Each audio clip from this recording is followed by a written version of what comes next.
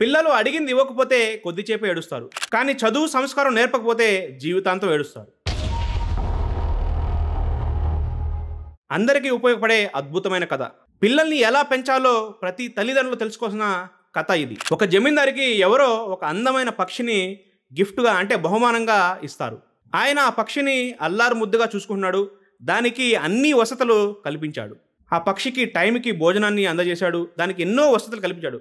కానీ ఒక్కటే చింత, ఆ పక్షి ఎగరడం లేదు. ఎప్పుడు చూసినా ఆ కొమ్మ మీదే కూర్చోంది. ఎంత చేసినా ఎంత ప్రయత్నం చేసినా ఎగరడం లేదు. ఎన్నో ప్రయత్నాలు చేశారు.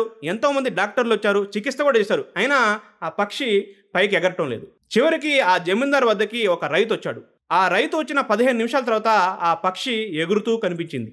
ఆ పక్షి ఎగరడాన్ని చూసి జమీందార్ గారు ఆశ్చర్యపోయారు. తర్వాత ఆ రైతును అడుగుతాడు, నువ్వు ఏం చేసావయ్యా? మేము ఎన్నో ప్రయత్నాలు చేశాము, కానీ పక్షి ఎగరలేదు. నువ్వు వచ్చిన 15 నిమిషాలకి ఆ పక్షి ఎగరడం మొదలుపెట్టింది అని అడుగుతాడు. ఆ రైతు ఇలా సమాధానం ఇస్తాడు, నేను ఏమీ చేయలేదండి, ఆ పక్షి కూర్చున్న కొమ్మను నరికేశాను అంతే. అప్పుడు ఆ పక్షికి ఎగరక తప్పలేదు. ఈ కథ యొక్క నీతి ఏంటంటే, అన్నీ కూర్చున్న చోటే తెచ్చివ్వడం, కూర్చున్న చోటే అందిస్తే ఎవరు కూడా ఎదగరు. నేటి తరం పిల్లల యొక్క పెంపకం కూడా ఇలాగే ఉంది.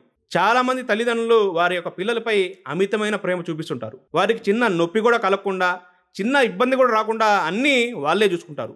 ఈ విధంగా చిన్నప్పటి నుంచి పిల్లలు అలవాటు పడి పెద్ద అయితే ఎలాంటి సొంత పని కూడా చేసుకోలేరు, ఒక సొంత డిసిషన్ కూడా తీసుకోలేరు. ఎందుకంటే తల్లిదండ్రుల మీద ఆధారపడి ఉంటారు. తల్లిదండ్రులు ఏం చేయాలంటే చిన్నప్పటి నుండి పిల్లలకి అలవాటు చేయాలి. సొంతంగా వారు ఏదైనా చేసుకునే విధంగా, సొంతంగా ఏదైనా నిర్ణయం తీసుకునే విధంగా తల్లిదండ్రులు వారికి ఒక్కొక్కటిగా మంచిగా అలవాటు చేయాలి. నేటి పిల్లలు బద్ధకస్తులుగా మారడానికి కారణం కొంతమంది తల్లిదండ్రులే. అందుకే పిల్లలకి అడిగింది ఇవ్వకపోతే కొంతసేపు ఏడుస్తారు, కానీ చదువు సంస్కారం నేర్పకపోతే జీవితాంతం ఏడుస్తారు. కాబట్టి పిల్లల్ని మంచిగా పెంచే బాధ్యత తల్లిదండ్రులది. అలా అని పిల్లల్ని స్వేచ్ఛగా వదిలేమని కాదు.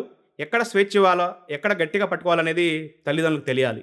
ఎందుకంటే స్వేచ్ఛగా పిల్లల్ని వదిలేయడం వల్ల చాలామంది తప్పుదారులకు వెళ్ళిపోతున్నారు.